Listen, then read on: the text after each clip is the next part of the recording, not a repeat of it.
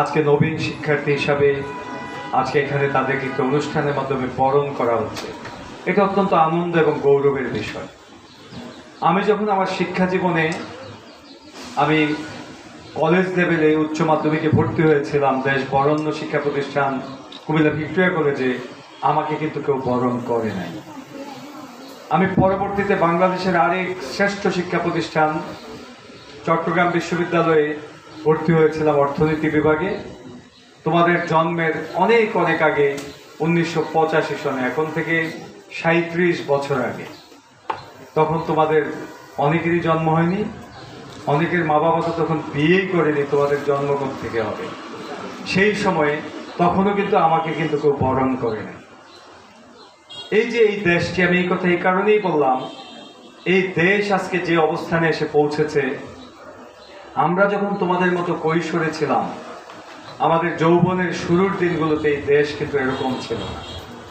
এই বুড়িচং উপজেলা আমি এখানে বসে আমি তাকাচ্ছিলাম, এখান থেকে তাকানোর পরে ওই পাশের যে একেবারে উঁচু উঁচু বিল্ডিংগুলো দেখার পরে মনে হচ্ছিল না আমি কি বুড়িচং আছি নাকি কুমিল্লা শহরে আছি।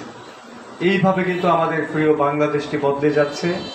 এবং আমাদের এই যে বাংলাদেশ, যে বাংলাদেশ নিয়ে স্বপ্ন দেখেছিলেন জাতির পিতা বঙ্গবন্ধু শেখ মুজিবুর রহমান, এই বাংলাদেশ নিয়ে স্বপ্ন দেখতে গিয়ে 30 লক্ষ মানুষ বুকের তাজা রক্ত ঢেলে দিয়ে আমাদের স্বাধীনতার সোনালী সূর্য উপহার দিয়েছেন। সেই 30 লক্ষ মানুষের আত্মাহুতির উপর আমরা কিন্তু আজকে দাঁড়িয়ে আছি। সেই মানুষগুলোর স্বপ্ন ছিল আমাদের এই দেশটি সুজলা সুফলা শস্য শ্যামলা হবে, এই দেশটি একসময় উন্নত সমৃদ্ধ একটি আধুনিক রাষ্ট্রে পরিণত হবে, সর্বোপরি এই দেশটি হবে লাখো শহীদের স্বপ্নের সোনার বাংলা। এই যে আমরা দাঁড়িয়ে প্রথমে জাতীয় সঙ্গীত গাইলাম, আমার সোনার বাংলা আমি তোমায় ভালোবাসি, চিরদিন তোমার আকাশ তোমার বাতাস আমার প্রাণে বাজায় বাসি। এই যে সঙ্গীতটি গাইলাম, এই সঙ্গীত কিন্তু একদিন আমাদের ছিল না। তরুণ প্রজন্মের প্রিয় বন্ধুরা, তোমাদের এই কথাগুলো কিন্তু জানতে হবে। তুমি যদি তোমার ইতিহাস না জানো, তাহলে তুমি কিন্তু একটি স্বাধীন দেশের গর্বিত মানুষ হিসাবে মাথা উঁচু করে তুমি কিন্তু দাঁড়াতে পারবে না। এখন একটি ফর্ম যখন ফিল আপ করতে দেয় আমাদেরকে ভর্তির সময়ে, সেখানে আমাদের মায়ের নাম লিখতে হয়, বাবার নাম লিখতে হয়। আমরা যে যুগে ভর্তি হয়েছিলাম সেখানে আমাদের ভর্তির ফর্মে কিন্তু মায়ের নাম ছিল না, সেখানে আমরা শুধু বাবার নাম লিখতাম, পিতার নাম ছিল, ফাদার্স নেম। এখন থেকে কয়েক বছর আগে সেখানে সংযোজন করা হলো মায়ের নাম, এবং এখন অধিকাংশ প্রতিষ্ঠানেই নিজের নামের পরেই কিন্তু মায়ের নামটা আগে লিখতে হয়, পিতার নামটা পরে লিখতে হয়। এটি কিন্তু একটি সাধারণ নিয়মে পরিণত হয়েছে। আমি যখন সোনার বাংলা কলেজে ভর্তির ফর্ম যখন প্রথম ছাপতে দিই, যখন মায়ের নাম বাবার নাম সংযুক্ত করার নিয়মটি জারি হয়, তখন আমি অন্যান্য প্রতিষ্ঠানে পিতার নামটি আগে ছিল, আমি বললাম যে না, মায়ের নামটি আগে লিখে দিই। আমার দু একজন শিক্ষক বললেন, স্যার ফরম্যাটটি তো ওইরকম। আমি বললাম, ফরম্যাটটি আমরা বদলাই, এক সময় দেখবে সারা দেশ বদলে গেছে। এখন কিন্তু অধিকাংশ প্রতিষ্ঠানের ভর্তি ফর্মে মায়ের নামটা আগে লেখা হয়, বাবার নামটা পরে লেখা হয়। তা আমরা কিন্তু অনেক আগেই শুরু করেছিলাম, কারণ একজন সন্তানের পরিচয় কিন্তু তার মায়ের নামেই হবে। এমনকি আমাদের ওলামায়ে কেরাম বলেন, হাদিস শরীফেও আছে, আমরা যখন হাসরের ময়দানে আমাদেরকে ডাকা হবে, তখন কিন্তু আমাদের মায়ের নামে ডাকা হবে। যেমন আমাকে ডাকা হবে সালেহা বেগমের ছেলে মোহাম্মদ আবু সালেক সেলিম রেজা সরম, তখন আমি অন্তদন্ত হয়ে দাঁড়িয়ে যাব যে লাব্বাইক আল্লাহ লাব্বাইক, আমি আছি, তাই না? তোমাদের কিন্তু মায়ের নামে ডাকা হবে। সেই মায়ের নামও কিন্তু আমাদের সময়ে আমাদের ফর্মে কিন্তু লেখা হতো না।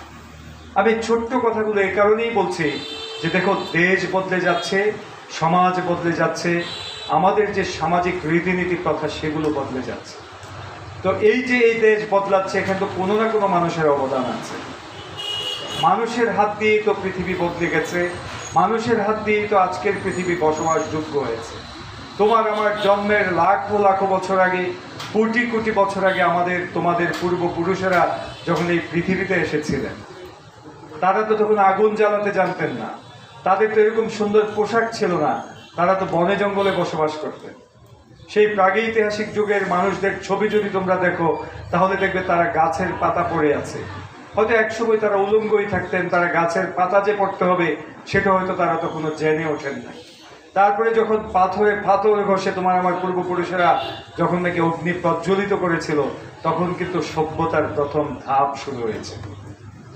আস্তে আস্তে তারপরে কৃষিকাজ, তারপরে অন্যান্য কাজ, বনের জীবজন্তু শিকার করে জীবন ধারণ করা, এভাবেই তো সভ্যতার ক্রম বিকাশ ঘটেছে। এবং সেখানে কিন্তু পৃথিবীতে অনেক মানুষের অবদান রয়েছে। এই যে আজকে যে প্রতিষ্ঠানে দাঁড়িয়ে কথা বলছি, বুড়িচং মডেল পলিটেকনিক ইনস্টিটিউট, এই প্রতিষ্ঠানটির যখন শুভ সূচনা হয়, সেই অনুষ্ঠানে আমি গিয়েছিলাম।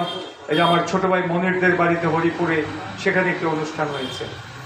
আজকে এই অনুষ্ঠানটি করার পিছনে আমার প্রিয় বন্ধু জনাব মোহাম্মদ নজরুল ইসলাম, যিনি ম্যাজিস্ট্রেট নজরুল নামে পরিচিত, তিনি কিন্তু একটা বিশাল ভূমিকা রেখেছিলেন। আমাদের জাহাঙ্গীর ভাই শুরু থেকে এখানে নেতৃত্ব দিয়ে যাচ্ছেন। এবং এই প্রতিষ্ঠানটির চলার পথে যখন কিছুটা সমস্যা তৈরি হচ্ছিল, তখনই আমাদের আরেক কৃতি মানুষ, এই যে বললাম যাদের হাত ধরে পৃথিবী বদলে যায়, তেমন এই প্রতিষ্ঠানটির বদলে যাওয়ার পিছনে যে মানুষটি অনেক বড় ভূমিকা রেখেছেন, আজকের এই অনুষ্ঠানের মাননীয় সভাপতি। বয়সে তরুণ হতে পারেন, কিন্তু দেশকে পৃথিবীকে বদলে দেওয়ার জন্য কাজ করে যাচ্ছেন। নিজের মেধা মননশীলতায় নিজে সুপ্রতিষ্ঠিত হয়ে নিজের কষ্টার্জিত অর্থ বিনিয়োগ করে এই প্রতিষ্ঠানগুলোকে এগিয়ে নিয়ে যাচ্ছেন। তিনি হচ্ছেন আজকের অনুষ্ঠানের সভাপতি এবং বুড়িচং মডেল পলিটেকনিক ইনস্টিটিউটের তোমাদের সুযোগ্য অধ্যক্ষ ইঞ্জিনিয়ার এরশাদুল ইসলাম মিন্টু। আমি আমার প্রিয় ছোট ভাইকে আজকে শুভেচ্ছা এবং অভিনন্দন জ্ঞাপন করছি এরকম একটি চমৎকার প্রতিষ্ঠানের দায়িত্ব। তিনি এখানে কাজ করার সঙ্গে সঙ্গে আরেকটি কাজ করলেন। আমাদের ভরাসার হাই স্কুলের পেছনে আরেকটি শিক্ষা প্রতিষ্ঠান ছিল, সেটির নাম ছিল trust model school and college, এটি প্রাইভেট শিক্ষা প্রতিষ্ঠান। সেই প্রতিষ্ঠানটিও অনেক করোনার কারণে অনেক সমস্যায় ভুগছিল এবং সেখানে আমরা যখন তাকে আহ্বান জানালাম যে আপনি সেই প্রতিষ্ঠানটির দায়িত্ব নিন, এই প্রতিষ্ঠানটিকেও আপনি একটু সহযোগিতা দিয়ে গড়ে তুলুন, তিনি নির্দ্বিধায় আমাদের কথাকে শিরোধার্য করে তার অত্যন্ত কষ্টার্জিত অনেক টাকা ব্যয় করে সেই প্রতিষ্ঠানটিকে তিনি আবার নতুন করে পুনরায়, সেটি ছিল কো এডুকেশনের একটি প্রতিষ্ঠান, সেটিকে আমাদের অঞ্চলের শিক্ষার্থীদের, বিশেষভাবে নারী শিক্ষার্থীদের একটি শিক্ষা বান্ধব পরিবেশ তৈরি করার জন্য সেটিকে গার্লস স্কুলে রূপান্তরিত করলেন এবং সেখানে তারই নামে ইঞ্জিনিয়ার এরশাদ গার্লস হাই স্কুল নামে সেই প্রতিষ্ঠানটি আমরা শুরু করলাম এই বছর থেকে। এবং তিনি সেখানেও ভূমিকা রাখছেন। এই কারণেও তাকে আমরা ওই জনপদের মানুষের পক্ষ থেকে তথা বুড়িচংয়ের মানুষের পক্ষ থেকে আমরা তাকে অভিনন্দন জানাই। আসলে অনেক মানুষের কাছে টাকা থাকে, অনেক মানুষ অনেক শিক্ষিত হয়, ক্ষমতা থাকে, প্রভাব প্রতিপত্তি থাকে, কিন্তু সব মানুষ প্রতিষ্ঠান করতে এগিয়ে আসে না। আমি আমার প্রজন্মের বন্ধুদের দেখেছি। আমি যখন লেখাপড়া করতাম চট্টগ্রাম বিশ্ববিদ্যালয়ে, একসময় কুমিল্লা ভিক্টোরিয়া কলেজের ছাত্র ছিলাম, আমরা আমাদের প্রজন্মে যে ম্যাজিস্ট্রেট নজরুলের কথা বললাম, মনিরের বড় ভাই, যিনি এখন ডেপুটি সেক্রেটারি, এবং এরকম অনেক আছে আমাদের বন্ধুরা ছিল, অনেকেই কিন্তু তারা আত্মপ্রতিষ্ঠার দিকে ঝুঁকে পড়েছে। কিভাবে পড়ালেখায় ভালো করতে হবে, অন্য আর কিছুর সঙ্গে কোনো সংযোগ নেই, আত্মীয় স্বজনের খোঁজখবর নাই, দেশ কোথায় থাকলো সে ব্যাপারে কোনো মাথা ব্যথা নেই, নিজে নিজে রাত দিন লেখাপড়া করে একটি বড় চাকরি জুটানো অথবা ব্যবসা করা অথবা কেউ অন্যান্য কর্মকাণ্ডের সাথে যুক্ত হয়ে কিছু সুযোগ সুবিধা নিয়ে নিজে একেবারে ফুলে ফেপে ওঠা। কিন্তু আমরা সেই কৈশোরের দিনগুলোতে আমরা ভেবেছিলাম শুধু একা নিজে এগিয়ে গেলে হবে না, আমাদের এগুলোর সঙ্গে সঙ্গে আমাদের শিক্ষা দীক্ষা জ্ঞানার্জনের সঙ্গে সঙ্গে আমাকে এই দেশ নিয়ে ভাবতে হবে, আমার সমাজ নিয়ে ভাবতে হবে। আমি যে এই বুড়িচংয়ের একটি জনপদে জন্মগ্রহণ করলাম, সেই জনপদে আমার দুঃখিনী মা, আমার দুঃখী বাবা আমাকে জন্মগ্রহণ করার পরে আমাকে পরিচর্যা করলেন। তারা কষ্ট করে করে মাথার ঘাম পায়ে ফেলে ফেলে আমাকে অর্থ দিয়ে আমাকে অনুপ্রাণিত করে পরিচর্যা করে আমাকে বড় করে গড়ে তুললেন। আমি শিক্ষিত হয়ে নিজে আমি প্রতিষ্ঠিত হয়ে আমি গৌরব মর্যাদার অধিকারী হয়ে আমি সেই জনপদের কারো খবর রাখলাম না। আমি অনেক সময় আমার মা বাবাকেও ভুলে গেলাম, অথবা আমার জনপদের যে প্রিয় মানুষগুলো ছিল তাদের কথা আমি ভুলে গেলাম। সেরকম শিক্ষিত, সেরকম প্রতিষ্ঠিত মানুষ কিন্তু আমরা চাই না। আমরা চাই একজন মানুষ বেড়ে উঠবে, একজন মানুষ গড়ে উঠবে, অবশ্যই সে সুপ্রতিষ্ঠিত হবে, কিন্তু একই সঙ্গে তার জনপদ, তার এলাকা, তার মা বাবা, তার আত্মীয় স্বজন, তার প্রতিবেশী সকলকে নিয়েই সে সামনের দিকে এগিয়ে যাবে। এবং এই বুড়িচংয়ের সকল মানুষকে নিয়ে এগিয়ে যাওয়ার জন্যই আমিও কিন্তু আমার যৌবনের সেই সোনালী দিনগুলোতে চট্টগ্রামের ঢাকার আমার অত্যন্ত আরামায়েশের জীবন ছিল, সেই জীবন আমি বাদ দিয়ে পরিত্যাগ করে আমিও কিন্তু আমার জনপদে এসে এই বুড়িচংয়ের অসংখ্য মানুষকে সঙ্গে নিয়ে, আমার এলাকার মানুষদের সঙ্গে নিয়ে আমি কিন্তু সেদিন অনেক কষ্ট করে গড়ে তুলেছিলাম আমাদের আজকের যে স্বপ্নের বিদ্যাপীঠ, সফল শিক্ষা প্রতিষ্ঠান, যে প্রতিষ্ঠান নিয়ে বুড়িচং ব্রাহ্মণপাড়ার মানুষেরা মাথা উঁচু করে গৌরবের সঙ্গে তারা বলতে পারে যে আমাদের প্রতিষ্ঠান সেই স্বপ্নের প্রতিষ্ঠান সোনার বাংলা কলেজ। সেটি আমরা গড়ে তুলেছিলাম। আমি শুরুর দিনগুলোতে একেবারে শ্রমিকের সঙ্গে আমি কিন্তু কোদাল দিয়ে মাটি কেটেছি। আমি গতকালকে কোটবাড়িতে উচ্চ মাধ্যমিক শিক্ষক প্রশিক্ষণ ইনস্টিটিউট আছে, সেখানে সিলেট এবং চট্টগ্রাম বিভাগের অধ্যক্ষ মহোদয়গণের ট্রেনিং হয়, কলেজ পর্যায়ে শিক্ষকদের ট্রেনিং হয় সারা বছর জুড়ে। এখন অধ্যক্ষ মহোদয়গণের একটি ট্রেনিং সেশন চলছে শিক্ষা প্রশাসন ও ব্যবস্থাপনা শিরোনামে। আমি অধ্যক্ষ মহোদয়গণের ট্রেনিংয়ের যে কার্যক্রম আছে সেখানে আমাকে একটি দুটি ক্লাস দেওয়া হয় প্রতিটি সেশনে। আমি গতকালকে একটি ক্লাস নিতে গিয়েছিলাম, সেখানে একেবারে সুদূর কক্সবাজার থেকে শুরু করে একেবারে সেই সুনামগঞ্জ পর্যন্ত, বান্দরবান, খাগড়াছড়ি, রাঙ্গামাটি, আমাদের ফেনী, লক্ষ্মীপুর, কুমিল্লা, ব্রাহ্মণবাড়িয়া, চাঁদপুর, সুনামগঞ্জ, সিলেট, ওইসব হবিগঞ্জ, মৌলভীবাজার, ওইসব অঞ্চলের 29টি কলেজের 29 জন বরেণ্য শিক্ষাবিদ অধ্যক্ষ মহোদয়গণ অংশগ্রহণ করেছিলেন। সেখানে তারা বলেছেন আমাকে যে আপনাদের এই সোনার বাংলা কলেজ যে প্রতিষ্ঠানটি একটি মডেল কলেজ হিসাবে গড়ে উঠেছে সেটি কিভাবে গড়ে তুলেছেন স্যার, সেটির একটু গল্পটা আমাদেরকে শোনান। ক্লাসের ফাঁকে ফাঁকে সেই গল্পগুলো কিন্তু আমরা সেখানে করছিলাম। আমি সেখানেও বলেছি আমি একজন অধ্যক্ষ সাহেব না, আমি আজকের দিনও একজন শ্রমিক কাম অধ্যক্ষ হিসাবে কাজ করি। প্রথমত আমি প্রতিষ্ঠানের শ্রমিক, তারপরে হচ্ছে আমি প্রতিষ্ঠানের অধ্যক্ষ। সামনে যে কাজটাই পড়ে সেটাকে আমি করার চেষ্টা করি। এবং আপনাদের এখানে যারা সম্পৃক্ত আছেন তারাও কিন্তু দেখেন সে হরিপুরের গ্রামে একটি ছোট্ট ঘরে তার যাত্রা শুরু হয়েছিল। আজকে দেখেন সময়ের পরিক্রমায় তারা আজকে দেখেন বুড়িচংয়ের সর্বোচ্চ ব্যয়বহুল একটি যে ভবন, সেই ভবনে কিন্তু আপনাদের এই প্রতিষ্ঠানটি স্থানান্তর করেছেন। এবং এই জন্য যারা কষ্ট করেছেন, শ্রম ঘাম দিয়েছেন, তাদের কষ্টার্জিত অর্থ ব্যয়িত করেছেন, আমরা একটি করতালি দিয়ে তাদেরকে অভিনন্দন জ্ঞাপন করতে চাই। এবং এই প্রতিষ্ঠান আজকের দিনে মনে হতে পারে একটি ছোট্ট প্রতিষ্ঠান, তো পলিটেকনিকগুলো যেগুলো বেসরকারি পলিটেকনিক কারিগরি বোর্ডের অনুমোদনে, সেখানে কিন্তু শত শত ছাত্র ভর্তি করার সুযোগ থাকে না, কারণ আপনাদের লেখাপড়া আর জেনারেল এডুকেশনে যে লেখাপড়া হয় সেটা কিন্তু একরকম না। পলিটেকনিকের যে কোর্সগুলো আছে, ডিপ্লোমা ইন ইঞ্জিনিয়ারিংয়ের যে সিলেবাস আছে, সেটি আন্তর্জাতিক মানের একটি সিলেবাস। এবং আপনারা যারা এখানে ভর্তি হয়েছেন, আপনাদের অভিভাবক, আপনারা একটি সঠিক সিদ্ধান্ত নিয়েছেন, আপনাদের অভিনন্দন জানাই, সেলুট জানাই, এটি হয়েছে সঠিক সিদ্ধান্ত। কারণ যদি আমরা প্রকৃত অর্থে হাতে কলমে কাজ শিখতে চাই তাহলে অবশ্যই আমাদের পলিটেকনিকগুলোতে আসতে হবে। পলিটেকনিকের যে কোর্স কারিকুলাম সেটি অত্যন্ত আধুনিক, এখানে ফাঁকি দিয়ে পাশ করার কোনো সুযোগ নাই। এখানে আপনারা ভালো করে পড়ালেখা করবেন এবং আপনাদের যে ল্যাব ওয়ার্কসগুলো আছে, আপনাদের ল্যাবরেটরির যে কার্যক্রমগুলো আছে, সেগুলো আপনারা সঠিকভাবে করবেন। এখানে প্রিয় আমার সহকর্মীবৃন্দ, শিক্ষকবৃন্দ যারা আছেন, তাদেরকে বিনয়ের সঙ্গে বলবো আসলে এখানে হাতে কলমে কাজ শিখতে হবে। আমি একজনের সঙ্গে, সেটা একজন এক্সপার্ট একজন মানুষের সঙ্গে কথা বলছিলাম, যে মানুষটি আজকে সুপ্রতিষ্ঠিত, তিনি এই লাইনের লোক, আপনাদের লাইনের লোক। তিনি আমাকে বলছিলেন যে স্যার, আমরা তো কলেজে পড়ে আমাদের এখানে অনার্সও আছে, যেমন আমাদের এখানে 3টি বিষয়, ইংরেজি, ম্যানেজমেন্ট এবং অ্যাকাউন্টিংয়ে অনার্স আছে। গতকালকে 4th ইয়ারের অনার্স ফাইনাল ইয়ারের রেজাল্ট হলো, আমাদের সেকেন্ড ব্যাচ পরীক্ষা দিয়েছিল, সেখানে আমাদের প্রায় সকল শিক্ষার্থী তারা ফার্স্ট ক্লাস পেয়েছে, অর্থাৎ সিজিপিএ 4 এর মধ্যে 3 and above পেয়েছে।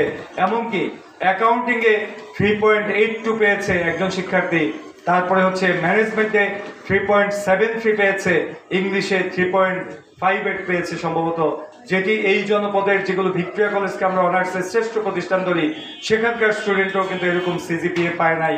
অথচ ভর্তিতে কিন্তু এরা ছিল 3 নাম্বার 4 নাম্বার ক্যাটাগরির স্টুডেন্ট।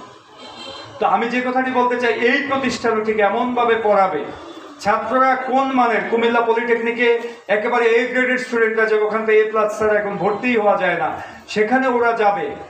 অন্যান্য প্রতিষ্ঠানে হয়তো এর পরের মানের যাবে, এখানে হয়তো 3rd 4th গ্রেড স্টুডেন্টরা আসবে, হয়তো গ্রামেগঞ্জে সাধারণ পরিবারের ছেলেমেয়েরা আসবে, আমরাও সাধারণ পরিবারের। আজকে একজন অভিভাবককে কলেজে বললাম যে আমি কিন্তু গ্রামের একেবারে কৃষকের সন্তান, সেখান থেকে কষ্ট করে করে পড়ালেখা করে আজকের এই অবস্থানে এসেছি। সুতরাং কার পরিবার কেমন এটা বড় কথা না, এসএসসিতে কার কেমন ছিল সেটা বড় কথা না, মূল কথা হচ্ছে বুড়িচং মডেল পলিটেকনিকের যারা শিক্ষার্থী তারা তাদের যোগ্যতা প্রমাণ করে এখানে এসেছে। তাদের যেরকম যোগ্যতায় অতীতের হোক, এখান থেকে তাদেরকে গুণে মানে মেধায়, দক্ষতায়, সৃজনশীলতায়, নান্দনিকতায় এমনভাবে গড়ে তুলতে হবে, কুমিল্লা পলিটেকনিককে পিছনে ফেলে দিতে হবে। একটি টার্গেট নিয়ে কাজ করলে এটা অসম্ভব কিছু না। আমরা একেবারে অজপাড়াগে যদি সোনার বাংলা কলেজ প্রতিষ্ঠা করে, আমরা যদি রাত দিন পরিশ্রম করে, এবং এক সময় তো আমরা কোনো ভালো স্টুডেন্ট পেতাম না, আমি বাড়ি বাড়ি আমার সহকর্মীদেরকে নিয়ে ছাত্র ভিক্ষা করেছি, আমার পা ফুলে যেত, আমি ছাত্র খুঁজতে খুঁজতে, তারা ভর্তি হতো না। কারণ তারা বলতো পুরনো কলেজগুলো যে ওইগুলো অনেক বড় মাপের কলেজ, আমরা ওখানে পড়বো, এই ভাঙ্গাচোরা সোনার বাংলা কলেজে পড়বো। সেই সময় আমি বাড়ি বাড়ি যেতাম, তারা ভর্তি হতো না। আর আজকের দিনে হাজার হাজার শিক্ষার্থী আজকে কিন্তু তারা ভর্তির জন্য চেষ্টা করে, বাট তারা ভর্তি হতে পারে না।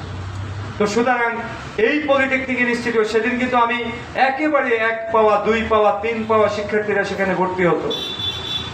তাদেরকে পরিচর্যা করে যখন আমরা ফলাফলের চমক সৃষ্টি করলাম, আমাদের শিক্ষার্থীরা যখন মেডিকেল, ইঞ্জিনিয়ারিং, বুয়েট বিভিন্ন জায়গায় ভালো, ঢাকা বিশ্ববিদ্যালয়ে বিভিন্ন ভালো জায়গায় চান্স পাওয়া শুরু করলো, তখন দেখা গেল ভর্তির জন্য একটি স্রোত সৃষ্টি হয়েছে। সেই স্রোত কিন্তু এখন আর আমরা ঠেকিয়ে রাখতে পারি না। তো সেই কারণে বলবো যে কোথায় পড়ছি, কোথায় প্রতিষ্ঠানটি, সেটা বড় কথা নয়। এই বুড়িচংয়ের মাটিতে দাঁড়িয়েই যদি মডেল পলিটেকনিক ইনস্টিটিউটে যারা কর্মরত শিক্ষকেরা আছেন, মূল কাজ কিন্তু আপনাদেরকে করতে হবে। মূল কাজ আপনাদেরকে করতে হবে প্রত্যেকটি ক্লাস আপনারা বাসায় প্রস্তুতি নিয়ে, পূর্ণ প্রস্তুতি নিয়ে লেখাপড়া করে আপনাকে শ্রেণীকক্ষে আসতে হবে। আপনি ডিপ্লোমা ইন ইঞ্জিনিয়ারিং এর মতো একটি গুরুত্বপূর্ণ বিষয় আপনি অধ্যাপনা করছেন, সুতরাং এখানে ফাঁকি দেওয়ার কোনো সুযোগ নেই। ভালো করে পড়ে বিজ্ঞানের কঠিন বিষয়গুলোকে শিক্ষার্থীদের সামনে চমৎকারভাবে উপস্থাপন করতে হবে, যাতে বিজ্ঞানের নেশায় পেয়ে বসে তারা যাতে আর বাসায় বসে না থাকে যে ওই স্যারের ক্লাসটা আমাকে করতেই হবে। এবং প্রত্যেকটি ক্লাসের সঙ্গে আপনাদের প্র্যাকটিক্যাল ক্লাসগুলো জড়িত আছে। অনেক প্রতিষ্ঠান এরকম আছে প্রাইভেট, তারা নামকাও আসতে প্র্যাকটিক্যালগুলো নেয়, টিচাররা হয়তো তাদের হাতে নাম্বার থাকলে কি নাম্বার দিয়ে দেয়, অথবা প্র্যাকটিক্যাল পরীক্ষার সময় তদবির করে। কিন্তু ডিপ্লোমা ইঞ্জিনিয়ারিংয়ে আমি যেই কথাটি বলছিলাম, একজন গুরুত্বপূর্ণ লোকের সঙ্গে আমার গত সপ্তাহে কথা হয়েছে। তিনি বললেন যে স্যার, জেনারেল এডুকেশনে এত হাতে কলমে কাজ শেখার দরকার নাই, আপনি আপনার মেরিট খুবই ভালো, আপনি তাত্ত্বিক জ্ঞান অনেক ভালো আছে, আপনি মুখস্থ করে ফেলেছেন, আপনি ভালো ফলাফল করে ফেলবেন। কিন্তু একজন ডিপ্লোমা ইঞ্জিনিয়ারিং এর স্টুডেন্ট অথবা যে কম্পিউটারের বিভিন্ন যে ট্রেনিং কোর্সগুলো হয়, সেখান থেকে অনেকে সার্টিফিকেট নেয়। আমি এমনও স্টুডেন্ট পেয়েছিলাম যে সার্টিফিকেটে A+ পেয়েছে, কম্পিউটারটা ওপেন করতে পারে না। আমি বললাম কম্পিউটার হার্ডওয়্যারগুলো কি কি, সেগুলো বলতে পারে না আমাকে। হ্যাঁ, তো সুতরাং আপনারা যারা এখানে পড়বেন এবং পড়াবেন, তাদের উভয়কেই কিন্তু দায়িত্বশীল হতে হবে।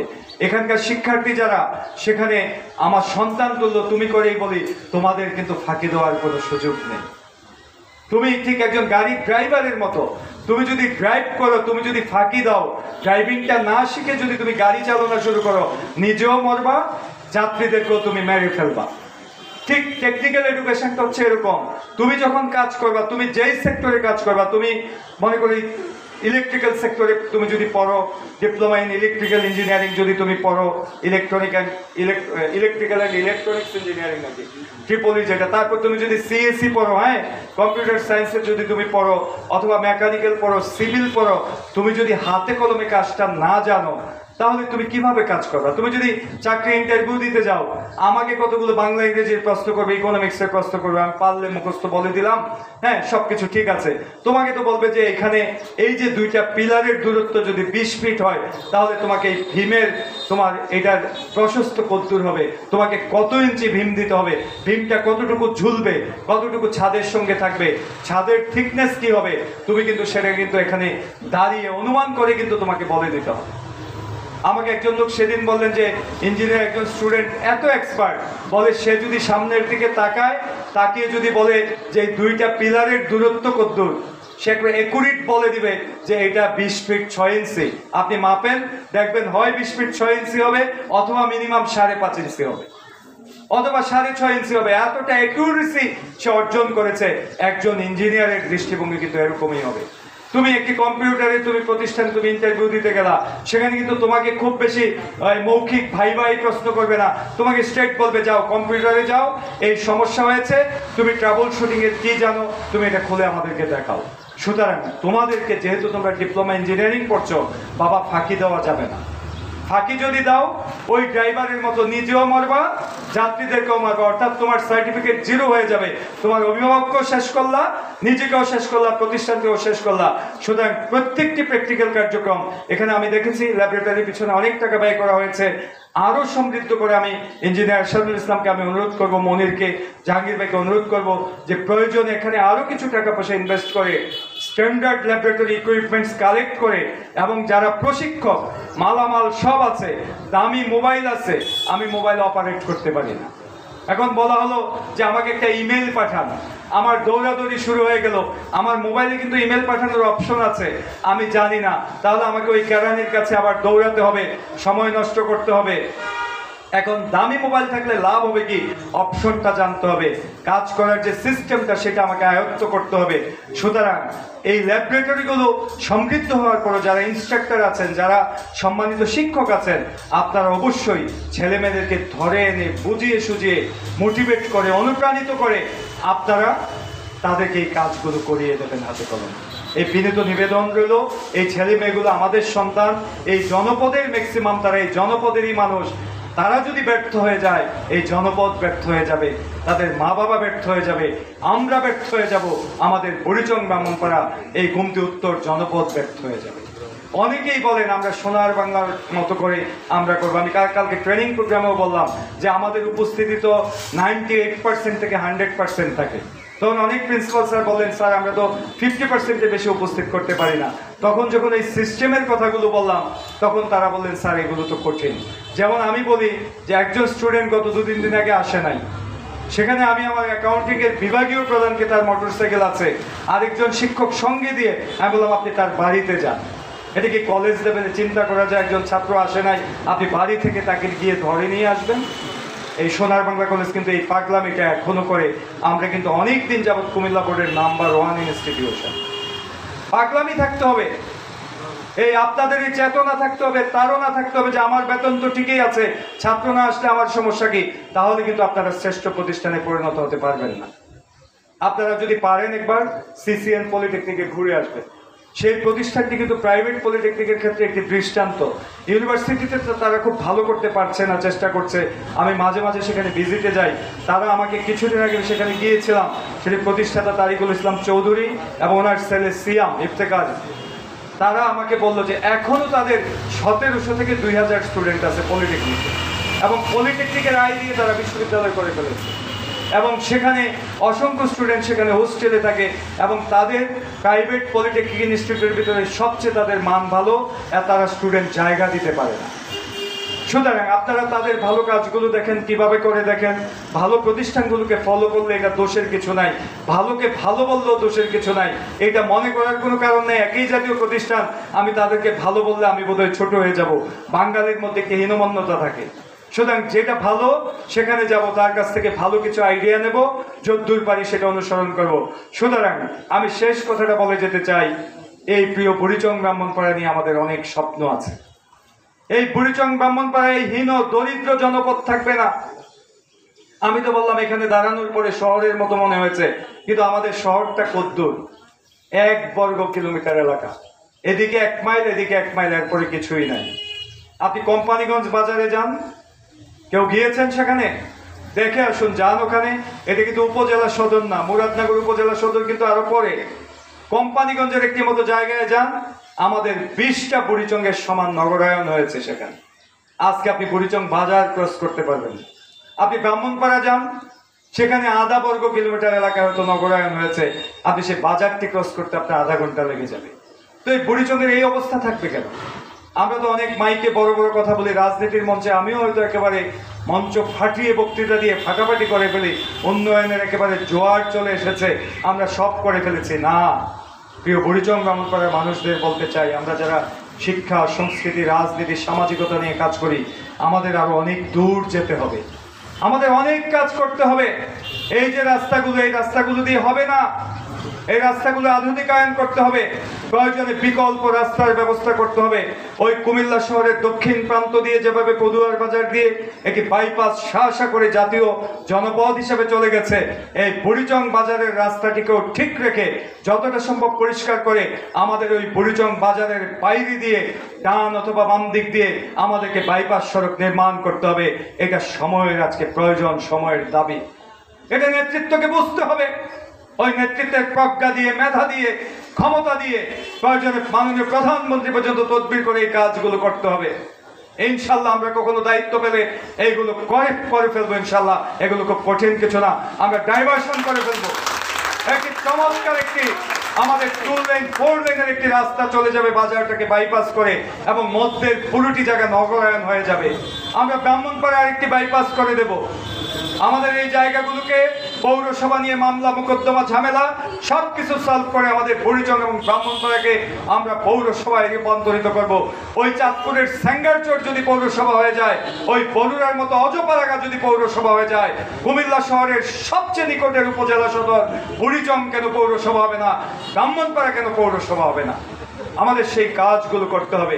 শুধুমাত্র শিক্ষায় শ্রেষ্ঠত্ব অর্জন করলে হবে না, আমরা শিক্ষার পাশাপাশি আমাদের প্রশাসনে, আমাদের রাজনীতিতে, আমাদের সামাজিকতায়, আমাদের নারী শিক্ষায়, আমাদের নারীর উন্নয়নে, আমাদের কৃষক, শ্রমিক, মেহনতি মানুষের উন্নয়নে, সর্বোপরি মাদক মুক্ত একটি জনপদ গঠনের জন্য, সর্বোপরি শান্তির একটি সুন্দর জনপদ হিসাবে আমাদের এই প্রিয় জন্মভূমি বুড়িচং ব্রাহ্মণবাড়িয়াকে গড়ে তোলার জন্য আমাদের সবাইকে ঐক্যবদ্ধ হতে হবে। এখানে উন্নয়নের প্রশ্নে কোনো দলমত নাই। যে দল করি না কেন, আমরা ঐক্যবদ্ধ হয়ে হাতে হাত মিলিয়ে, কাঁধে কাঁধ মিলিয়ে, আমাদের মধ্যে যে মানুষটি যোগ্যতম মানুষ, যার হাতে নেতৃত্ব গেলে ওই প্রদীপ্ত কণ্ঠে জাতীয় সংসদে দাঁড়িয়ে আমার বুড়িচং ব্রাহ্মণপাড়ার উন্নয়ন সমৃদ্ধি নিয়ে কথা বলতে পারবে, যেই মানুষেরা সেখানে গেলে মাননীয় প্রধানমন্ত্রীর সঙ্গে ওই সচিবালয়ে ধ্যান দরবার করে আমাদের বুড়িচং ব্রাহ্মণপাড়াকে বদলে দিয়ে এক উন্নত জনপদ হিসাবে পরিণত করতে পারবে, আমরা সেই নেতৃত্বের সঙ্গে থাকবো ইনশাআল্লাহ। এইও আমাদের পবিত্র শপথ। দলমত বুঝি না, যেই মানুষ আমাদের মধ্যে সবচেয়ে ভালো করতে পারবে, যার মধ্যে সম্ভাবনা আছে, মেধা আছে, যার যোগ্যতা আছে, আমরা তার পিছনে থাকবো ইনশাআল্লাহ।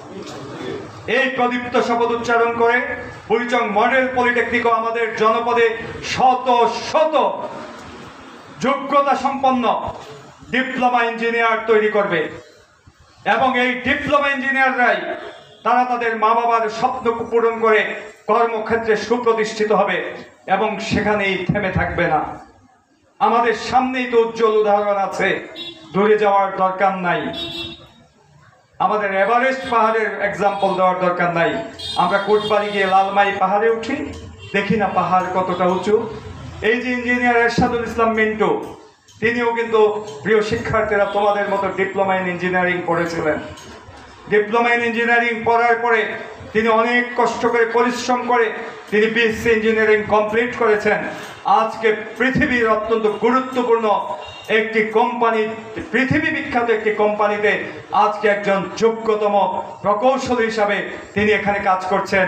শুধুমাত্র বাংলাদেশে নয়, ইঞ্জিনিয়ার এরশাদুল ইসলাম মিন্টু আজকে বাংলাদেশের বাইরেও তার কোম্পানির পক্ষে গিয়ে বিভিন্ন যে প্রকৌশলগত সমস্যাগুলো তৈরি হয় সেই সমস্যার সমাধান করে দিয়ে আসেন। লক্ষ লক্ষ টাকা বেতন দিয়ে তার কোম্পানি তাকে কিন্তু সেখানে চাকুরিতে বহাল রেখেছে এবং তার কাছ থেকে সেবা নিয়ে যাচ্ছে।